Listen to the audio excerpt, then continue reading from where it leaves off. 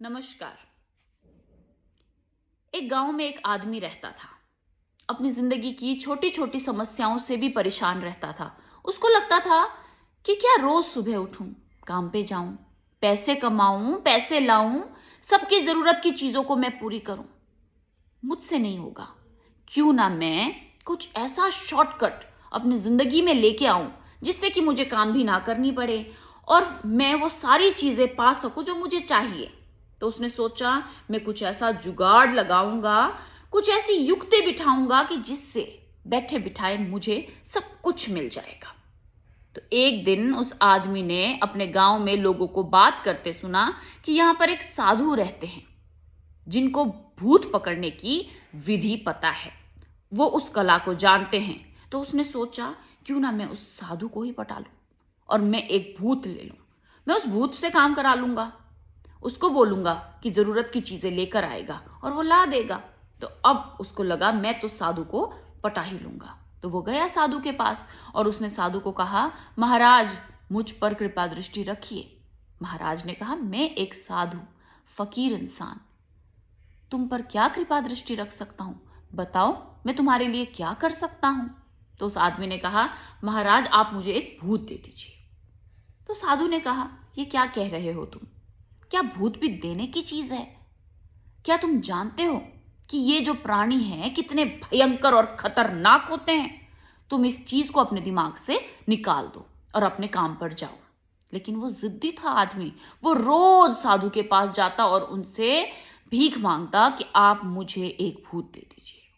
अब वो साधु भी परेशान होने लग गए, क्योंकि उनके ध्यान के समय में वो आ जाता और उनके पैरों पे पड़ जाता। तो उन्होंने सोचा, ये तो मेरे ध्यान को ही खराब कर रहा है, आगे की मेरी योजनाओं में ये बाधा बन रहा है। तो साधु ने कहा, ठीक है, मैं तुम्हें एक मंत्र देता हूं, तुम अगर इसको जपोगे, इसका जाप करोगे तो तुम इसको सिद्ध कर लोगे और तुम्हें एक भूत मिल जाएगा। लेकिन ध्यान रखना कि जब कभी भी तुमने उसको काम नहीं दिया, तुम काम नहीं दे पाए उसको, तो फिर वो तुम्हें खा जाएगा। उसने कहा, महाराज कितने तो काम होते हैं, मैं उसको काम दे दूंगा, आप निश्चिंत रहिए। महाराज ने कहा, ठीक है। वो आदमी चला गया वहां से जंगल में। वहां जाकर मंत्र को जपने लग गया और एक दिन जपते जपते उसने उस मंत्र को सिद्ध कर लिया। अब उसके सामने एक भूत प्रकट हो गया और कहने लगा, आप मेरे स्वामी हैं, आप जो भी काम देंगे मैं उसको शिद्दत से करूंगा। ऐसा कोई काम नहीं है जो मैं आपके लिए नहीं कर सकता और मैं सारा काम करूंगा। लेकिन याद रखिएगा, मुझे काम चाहिए। जिस भी पल, जिस भी क्षण आप मुझे काम देने में असमर्थ हो जाएंगे, उसी पल मैं आपकी जान ले लूंगा। उस आदमी ने कहा, ठीक है, पहले तो तू मेरे लिए खाने का बंदोबस्त करके आ, मेरे लिए खाना लेकर आ। उसने कहा, ठीक है। भूत ही तो था, क्षण भर में खाना लेकर आ गया। अब उस आदमी ने कहा, तू मेरे लिए पैसों का बंदोबस्त कर, मेरे लिए पैसे लेकर आ। भूत ही तो था, क्षण भर में ले आया। उसने कहा, मेरे लिए आभूषण लेके आ, अलग अलग तरीके का आभूषण ढूंढ कर ला। भूत ही तो था, क्षण भर में ले आया। फिर कहता, स्वामी जी अब बताइए क्या काम करूं। उस आदमी ने कहा, इस पूरे जंगल को फाड़ दे, काट दे इसको और यहां पर एक शहर बसा दे। भूत ही तो था, कुछ ही क्षण में कर दिया। और वो आदमी घबरा गया, उसके पास काम खत्म हो गया। उसको लगा, इन कामों में मैं सालों साल गुजार दूंगा। लेकिन वो तो क्षण भर में काम करे जा रहा था। तो वो घबरा गया और भागता भागता साधु के पास पहुंचा और कहा, मुझे बचा लीजिए महाराज। साधु ने कहा, क्या हुआ? ये तो भूत मुझे खाने को आ रहा है, मेरे पास काम नहीं है, मैं इसको क्या काम दूं? तो साधु ने कहा, रुक जा। वो भूत जैसे उसको खाने लगा, साधु ने कहा, रुक जा। साधु ने उस आदमी को कहा, वो देख सामने एक कुत्ता बैठा है, उसकी जो पूंछ है ना वो टेढ़ी है, तो उसको काट कर ला। तो वो आदमी गया, कुत्ते की पूंछ को काट कर लेकर आया। तो साधु ने कहा, तू इस भूत को कह कि इसको तू सीधा करके मुझे दे दे।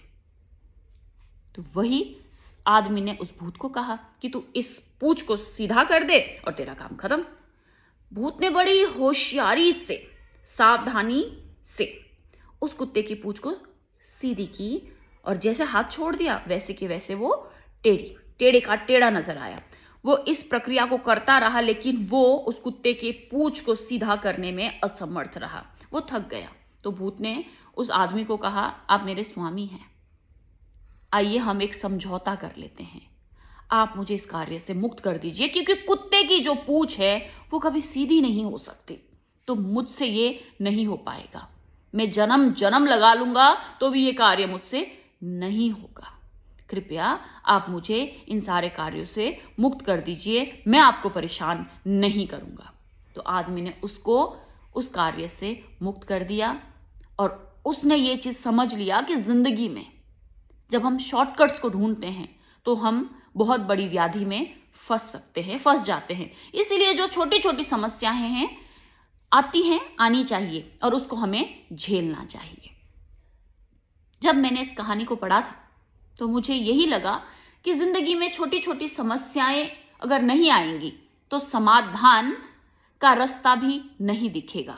जो संकट आते हैं ना जिंदगी में, छोटे छोटे संकट, बड़े बड़े संकट जब भी आते हैं, वो शायद हमारे अंदर के जो हुनर है उसको बाहर निकालने के लिए आते हैं। वो हमें अवसर देते हैं कि हम कुछ अच्छा करें, कुछ नए नए रास्ते ढूंढे जिससे कि हम समाधान तक पहुंच सके। वो हमारे अंदर की काबिलियत को बाहर निकालने के लिए आते हैं, जिससे कि हमें नहीं घबराना चाहिए। और जो ये कुत्ते की पूंछ है ना, मुझे इससे ये समझ आती है कि हमारी जिंदगी में ऐसे कई लोग होते हैं जिनको हम सुधारने की पूरी कोशिश करते हैं, लेकिन जैसे ही हम अपना पैर पीछे रखते हैं, हम थोड़े से पीछे हट जाते हैं ना, वो वहीं पर चले जाते हैं जहां पर हमने उनको समझाना शुरू किया था। शून्य का शून्य। तो ऐसे में हमें क्या करना चाहिए? ऐसे में हमें यह समझना चाहिए कि कुछ चीजें, कुछ लोग नहीं सुधर सकते। कुछ चीजें जैसी हैं वैसे ही रहेंगी, हम उस पर कुछ नहीं कर सकते। हमें यह समझना होगा कि भैंस के आगे बीन बजाकर हम अपना समय, अपनी सहनशीलता और अपना स्वास्थ्य तीनों ही बर्बाद कर देते हैं।